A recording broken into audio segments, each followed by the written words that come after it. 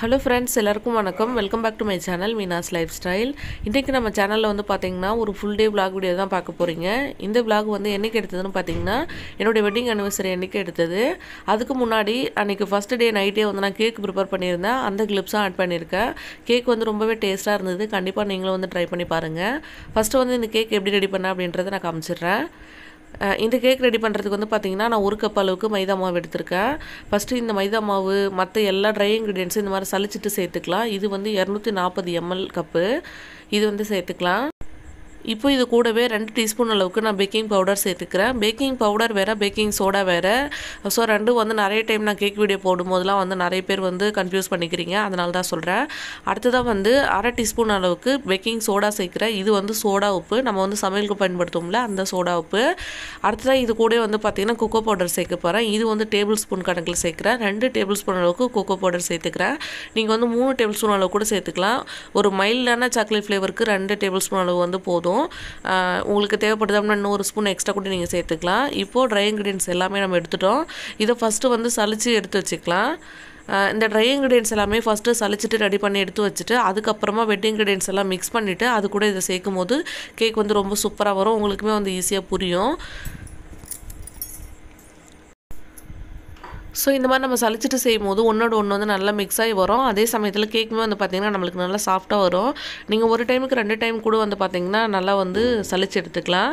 இதுக்கு மேலே பார்த்திங்க அப்படின்னா கொஞ்சம் கட்டி கட்டியாக இருந்தால் அந்த கொக்கோ பவுடர் எல்லாம் வந்து மேலே நிற்கிது. இதெல்லாம் வந்து லைட்டாக அந்த மாதிரி தட்டி விட்டுட்டு எடுத்துக்கிறேன். அவ்வளோதான். இது வந்து வேஸ்ட்டு எடுத்துடலாம்.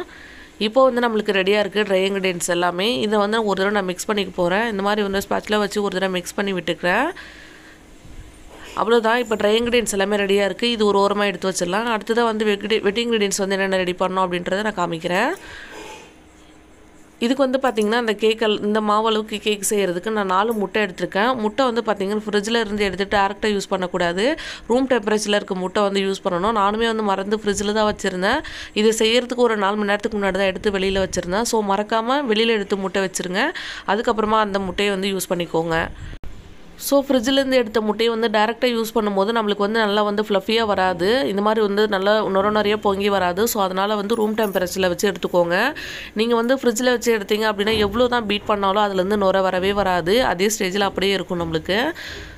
இப்போ வந்து பார்த்திங்கன்னா நான் வந்து எலக்ட்ரிக் பீட்டர் வச்சு நல்லா பீட் பண்ணி எடுத்துக்கிறேன். இது இல்லை அப்படின்னா உங்களோட ஹேண்ட் மிக்சர் இருக்குல்ல அது வச்சு கூட நீங்கள் மிக்ஸ் பண்ணி எடுத்துக்கலாம். அது வச்சு நீங்கள் மிக்ஸ் பண்ணிங்க அப்படின்னா கொஞ்சம் டைம் வந்து எக்ஸ்ட்ரா எடுக்கும். அவ்வளோதான். மற்றபடி வந்து இதே மாதிரி தான் வந்து நீங்கள் மிக்ஸ் பண்ணி எடுத்துக்கணும். இது நல்லா டைம் எடுத்து எலக்ட்ரிக் பீட்டர் வச்சு நல்லா மிக்ஸ் பண்ணிக்கோங்க. இது ஒரு 15 மினிட்ஸ் வந்து நல்லா பீட் பண்ணிங்க அப்படின்னா நல்லா ஒயிட் கலரில் வந்துடும். அந்த எல்லோ கலர் கொஞ்சம் கூட இல்லை பாருங்கள். இந்த அளவுக்கு வந்து நமக்கு நல்ல கலர் மாதிரி வரணும். இன்னுமே வந்து கொஞ்சம் நம்ம பீட் பண்ணலாம். ஆயில் வந்து பார்த்திங்கன்னா நீங்கள் சன்ஃப்ளவர் ஆயில் எடுத்துக்கோங்க. அப்படி இல்லைனா வந்து இதுக்கும் பதிலாக நீங்கள் வந்து பட்டர் எடுத்துக்கலாம். இதை தவிர்த்து வந்து டால்டா இந்த மாதிரி வேறு ஏதாவது யூஸ் பண்ணலாமா, பாம் ஆயில் யூஸ் பண்ணலாமா அப்படின்னு சொல்லி நிறைய பேர் கேட்டிருந்தீங்க. அந்த மாதிரி நம்ம யூஸ் பண்ணும்போது வந்து சரியாக வந்து கேக் வராது. கொஞ்சம் கூட வந்து கேக் வரவே வராது நம்ம வந்து டால்டா அதெல்லாம் யூஸ் பண்ணும்போது. ஸோ அதனால் வந்து அதை வந்து அவாய்ட் பண்ணிக்கோங்க. இதுக்கு பதிலாக நீங்கள் பட்டர் வந்து யூஸ் பண்ணிக்கலாம். ஆயில் வந்து 30 ml அளவுக்கு ஆயில் சேர்த்துருக்கேன். அடுத்ததான் வந்து பவுடர் சுகர் எடுத்து வச்சுருக்கேன். இதுவுமே வந்து 1 கப் அளவு எடுத்திருக்கேன். 1 கப் அளவு மாவுக்கு 1 கப் அளவு பவுடர் சுகர் எடுத்தோம் அப்படின்னா அது வந்து கரெக்டான இனிப்பு இருக்குது. ஸோ அதனால் பவுடர் சுகர் எடுத்திருக்கேன். இது வந்து கொஞ்சம் கொஞ்சமாக சேர்த்து பீட் பண்ணிக்கோங்க. ஒரே டைமில் எல்லாமே சேர்க்காம கொஞ்சம் கொஞ்சம் போர்ஷனாக சேர்த்து நீங்கள் பீட் பண்ணிங்க அப்படின்னா வந்து கரெக்டாக வரும். நான் வந்து 3 போர்ஷனாக வந்து கொஞ்சம் கொஞ்சமாக சேர்த்து இதை நான் பீட் பண்ணி எடுத்துக்க போகிறேன். இன்னுமே வந்து பார்த்திங்கன்னா முன்ன பார்த்ததை விட இப்போ வந்து நல்ல கலர் மாறி வந்திருக்கும். இதே மாதிரி கலர் மாறி வரணும். இப்போ வந்து 2வது சேர்த்துக்கிறேன். இதே மாதிரி எடுத்து வச்சுருக்க எல்லாமே வந்து நான் சேர்த்து முடிச்சுக்கிறேன். இடையில வந்து பார்த்திங்கன்னா 30 ml அளவுக்கு நான் பால் எடுத்து வச்சுருக்கேன். அதையுமே வந்து கொஞ்சம் கொஞ்சம் சேர்த்துக்கிறேன். காய்ச்சி ஆற வச்ச பால் வந்து எடுத்து அதை வந்து நீங்கள் சேர்த்து மிக்ஸ் பண்ணணும்.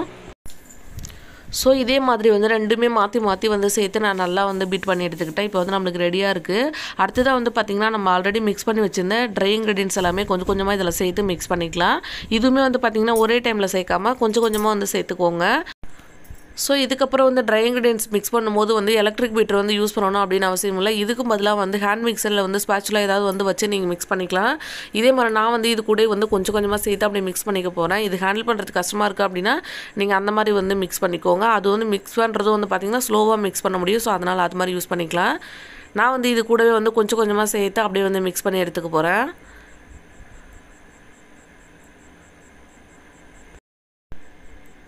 இப்போ வந்து பார்த்திங்கன்னா ஓரளவுக்கு நான் இதில் மிக்ஸ் பண்ணிவிட்டேன். அடுத்ததான் வந்து ஒரு ஸ்பேச்சுலா வச்சு நல்லா வந்து மிக்ஸ் பண்ணிக்க போகிறேன். சைடில் வந்து இருக்க மாவு எல்லாமே ஒன்றா சேர்த்து நல்லா மிக்ஸ் பண்ணி எடுத்துக்கோங்க. இது வந்து ரொம்ப வந்து ஃபோர்ஸ் பண்ணி வந்து மிக்ஸ் பண்ணக்கூடாது.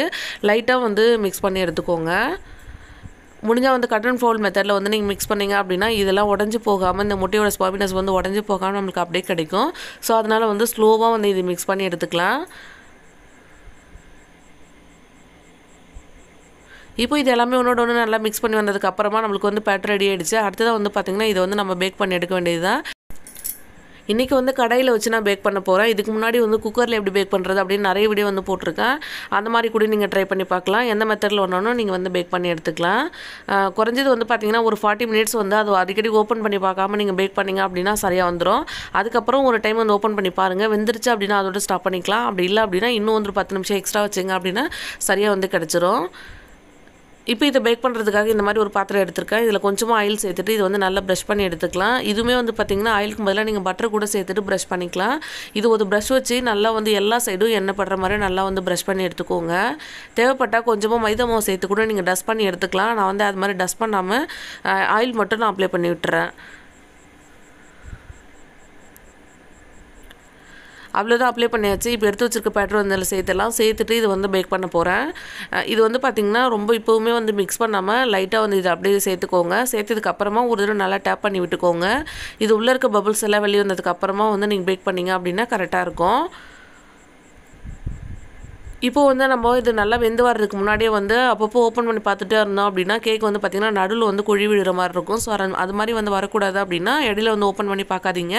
குறைஞ்சது வந்து ஒரு 40 மினிட்ஸ் அதை அப்படியே விட்டுருங்க. அதுக்கப்புறம் வந்து ஓப்பன் பண்ணி பார்த்தீங்க அப்படின்னா சரியாக இருக்கும் உங்களுக்கு. இப்போ நம்ம எடுத்துருக்க மாவு அளவுக்கு வந்து குறைஞ்சது 40 மினிட்ஸ் தான் ஆகும். ஸோ அதனால் வெயிட் பண்ணி அதுக்கப்புறமா நீங்கள் ஓப்பன் பண்ணி பாருங்கள். இப்போ இது ரெடியாக இருக்குது. அடுத்ததான் வந்து பார்த்திங்கன்னா கடாயுமே வந்து ஒரு 10 மினிட்ஸ் வந்து நான் ப்ரீஹீட் பண்ணி வச்சுருக்கேன். மேலே இந்த மாதிரி ஒரு மூடி போட்டு வந்து ப்ரீஹீட் பண்ணிக்கோங்க. உள்ளே வந்து ஒரு ஸ்டாண்ட் வச்சுருக்கேன். இப்போ நம்ம எடுத்து வச்சிருக்க பேட்டர் வந்து இது உள்ளே வச்சுட்டு இது மூடி அப்படியே மூடி போட்டுட்டு நம்ம வந்து இப்போ பேக் பண்ண ஸ்டார்ட் பண்ணிடலாம்.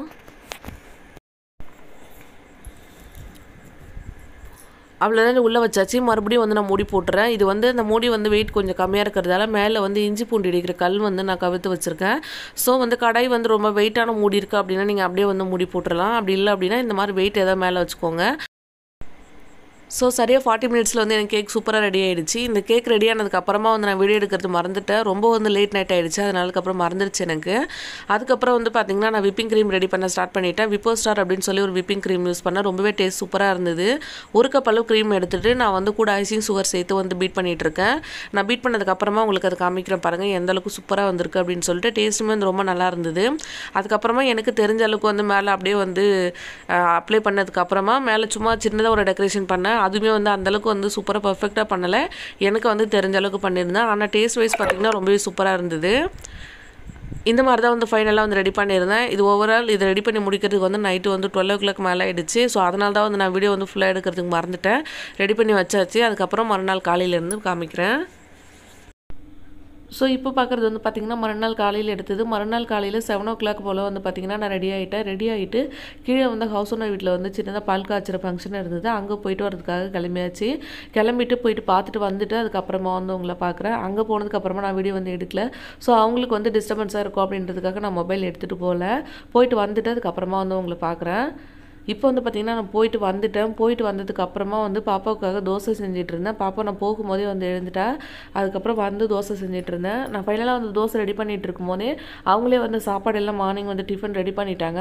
அது நான் கீழே சாப்பிடவும் நாங்கள் போகலை. அதனால வந்து மேலே கொடுத்து விட்டுட்டாங்க.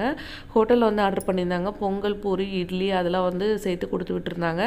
அது வந்து காலையில் சாப்பிட்டு முடிச்சாச்சு. தோசை ஒன்று மட்டும் தான் செஞ்சேன். அதுக்கப்புறம் வந்து ஸ்டாப் பண்ணிட்டேன். அப்புறம் இதெல்லாம் சாப்பிட்டு முடிச்சதுக்கப்புறமா வந்து நாங்கள் கேக் கட் பண்ணோம். பாப்பாவும் நானும் தான் வந்து பார்த்திங்கன்னா கேக் கட் பண்ணோம். கேக் வந்து ரொம்ப டேஸ்ட் சூப்பராக இருந்தது. நான் எதிர்பார்த்ததை விட ரொம்ப நல்லா இருந்தது. ஸோ அவங்க வந்து பார்த்திங்கன்னா கேக் விட்டு வரல, பாப்பாவை நீ வந்து கட் பண்ணுங்கன்னு சொல்லிட்டு அவங்க வீடியோ எடுத்துகிட்டு இருந்தாங்க. நானும் பாப்பாவும் வந்து கட் பண்ணோம். ரொம்பவே சூப்பராக இருந்தது. பாப்பா ஃபஸ்ட்டு வந்து சாப்பிடல. அதுக்கப்புறம் கொஞ்சம் வந்து டேஸ்ட் காமிச்சதுக்கப்புறமா நிறைய கேக் சாப்பிட்டா ரொம்பவே அவளுக்கு பிடிச்சிருந்தது. டேஸ்ட்டாக இருந்தது.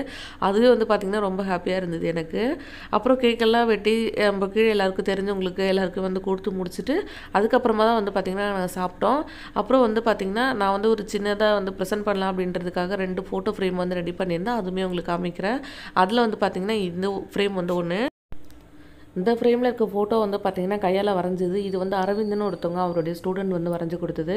ரொம்ப நல்லா வந்து இதை ஃப்ரேம் பண்ணணும் அப்படின்னு நினச்சி வச்சுட்டு இருந்தேன். அதை வந்து சரி ஃப்ரேம் பண்ணி கொடுக்கலாம் அப்படின்றதுக்காக எடுத்துகிட்டு போயிட்டு ஃப்ரேம் பண்ணி எடுத்துகிட்டு வந்திருந்தேன்.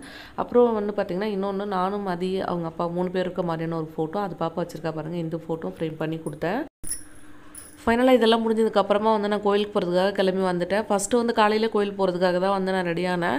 அதுக்கப்புறம் வந்து பார்த்திங்கன்னா மழை வந்துகிட்டே இருந்தது. மழை வந்து நிற்கவே இல்லை. ஃபஸ்ட்டு வந்து திருவரங்கம் போகிறதா பிளான் பண்ணியிருந்தோம். அதுக்கப்புறம் மழை நிற்காததால் மதியம் அவங்க அப்பா வந்து வீட்டில் இருந்துட்டாங்க. சரி நான் மட்டுமாவது கோயிலுக்கு போயிட்டு வரலாம் அப்படின்னு சொல்லிட்டு பக்கத்தில் இருக்க கோயிலுக்கு வந்து வந்திருந்தேன். கோயிலில் வந்து சாமி கும்பிட்டுட்டு அதுக்கப்புறமா வந்து வீட்டுக்கு போயிட்டேன். போனதுக்கப்புறமா வந்து வீடியோ எதுவுமே பெருசாக எடுக்கல. கொஞ்ச நேரம் வந்து அப்படியே வீட்டில் தான் இருந்தேன். சும்மா ரெஸ்ட் எடுத்துகிட்டு அதுக்கப்புறமா மதியம் லஞ்சுக்கு வந்து நான் சிக்கன் பிரியாணியும் வந்து சிக்கன் 65 பண்ணியிருந்தேன். அது வந்து ரெசிபிலாம் வந்து நான் கவர் பண்ணலை. இதுக்கு முன்னாடி நிறைய சிக்கன் ஃப்ரைடு ரெசிபி அப்புறம் வந்து சிக்கன் பிரியாணி ரெசிபிலாம் போட்டுவிட்டு அதனால் அது எடுக்கல. அதுக்கப்புறம் நாங்கள் சாப்பிட்டு முடிச்சுட்டு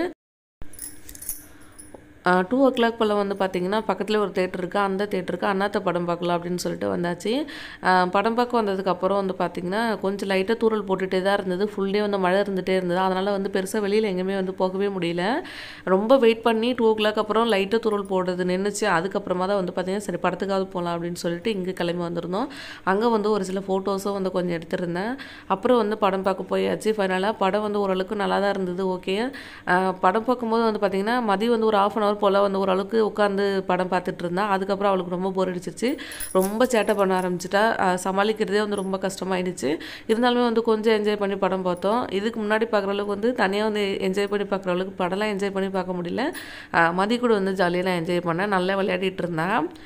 அப்புறம் வந்து இப்படியே தான் போயிட்டு இருந்தது. அப்புறம் வந்து ஸ்நாக்ஸு இன்டர்வல் வந்து விட்டாங்க. படம் வந்து ஓரளவுக்கு பரவாயில்ல. ஒரு தடவை வந்து பார்க்கலாம் அந்தளவுக்கு தான் இருந்தது. ஒரு 1/2 hourக்கு அப்புறம் வந்து பார்த்திங்கன்னா ரொம்ப சேட்டை பண்ணி கத்த ஆரம்பிச்சிட்டா. கீழெலாம் இறங்கி விளையாட ஆரம்பிச்சிட்டா.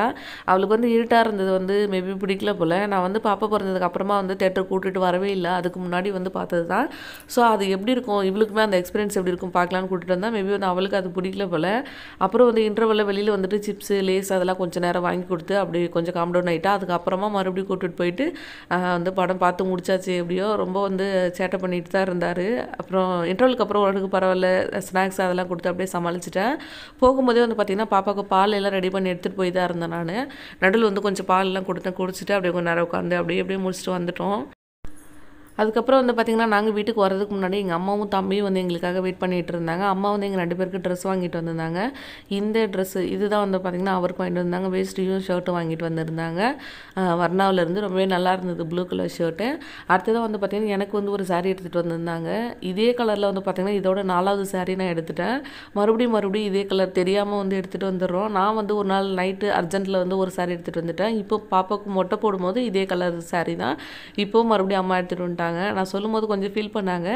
சரி அப்புறம் வந்து நான் வந்து அதை பெருசாக வந்து எதுவுமே சொல்லலை. எனக்கு இந்த பார்டரில் ரொம்ப பிடிச்சிருந்தது. அதனால சாரி நல்லா இருக்கு அப்படின்னு சொல்லிட்டு அவங்க வந்து ரொம்ப ஃபீல் பண்ணிகிட்டே இருந்தாங்க. தெரியாமல் இதே கலர் வாங்கிட்டு வந்துட்டேன் அப்படின்னு சொல்லி.